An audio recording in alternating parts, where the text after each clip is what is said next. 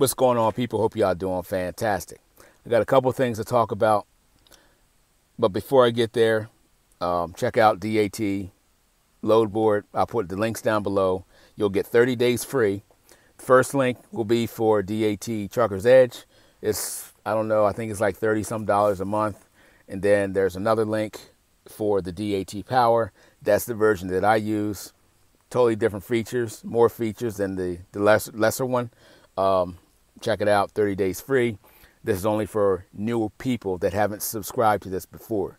So go ahead and check that out.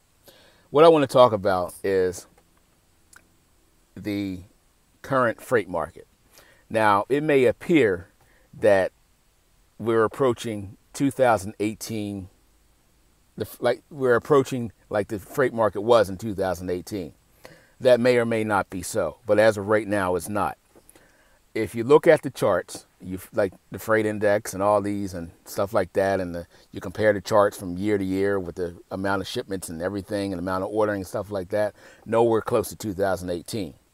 It only appears that way. So when you hear somebody say this, you know, oh man, freight is on fire, man. It's 2018 again, man. Let's go out and buy trucks and trailers. And I wouldn't do that. I don't believe the hype. Look at the charts. What's happening is, I'll tell you a story. True story. This is a localized story that you can use nationally. Okay.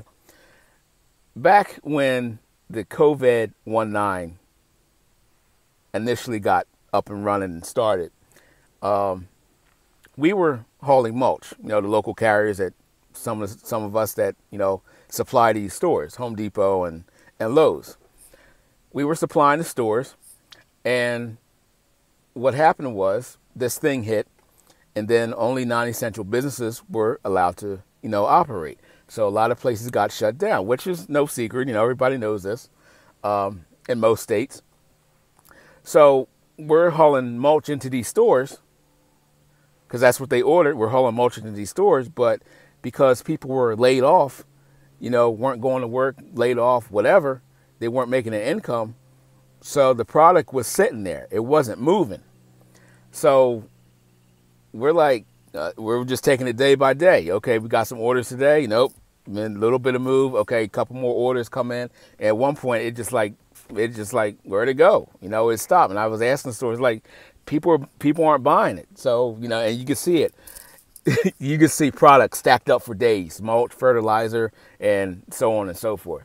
It just wasn't moving. Nowhere to put it. Guys at the store and girls at the store, they're getting mad. They're like, oh, great, more mulch, right? So, I mean, it was funny. It wasn't funny at the time, but it's funny now.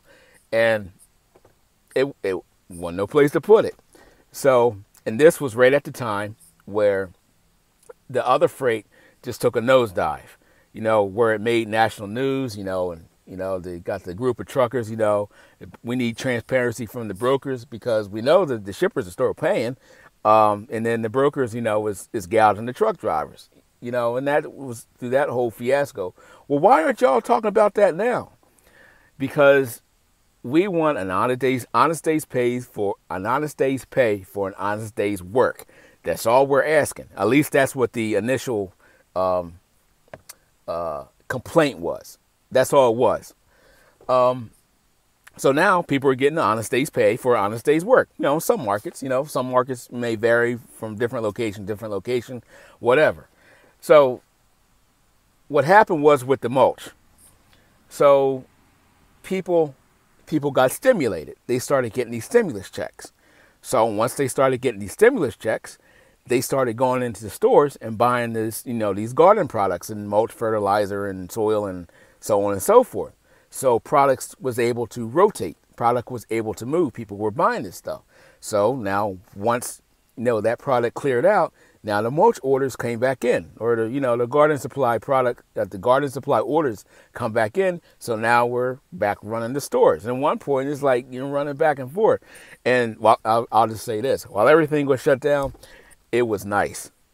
It was very pleasant. I'm talking about 60 miles an hour one way, get loaded, get unloaded, 60 miles an hour back the other way. And those of you that run in the area, you know exactly what I'm talking about. And we were doing, I can't speak for everybody else, we were doing 2 full loads, going back and getting, you know, a preload for the morning. So can't do that now. Now you'll be you'll be fortunate if you get 2, and that will still take most of the day. You know, with traffic and everything, people coming out tying up the roads. But you know, that's now. Listen to what I just said. You had product. Nobody was working. Now all of a sudden they stimulated the economy. People were buying, right? So that helped us out on the transportation side. The same thing is going on nationally. That's what's happening with the rates. And I'm going to throw some other stuff in there with that. So now people are buying. The stores, the DCs are buying this product because they're trying to move the product out because people have money. Where are they getting the money from, brother man? Oh, I'm glad that you asked. Well, there's 28 some people out of 28 million some people on unemployment, out of work, right? That's at least that's the numbers that they tell us. Well, how many of those 28 million people aren't paying their mortgage? Oh, snap. I never think about that. So, oh yeah, the housing market is getting ready to go pop. So these people that are probably out of work are not paying their mortgage. So, but there's like, well, okay, I got this $1,500, $200,000 mortgage payment, or I need to eat.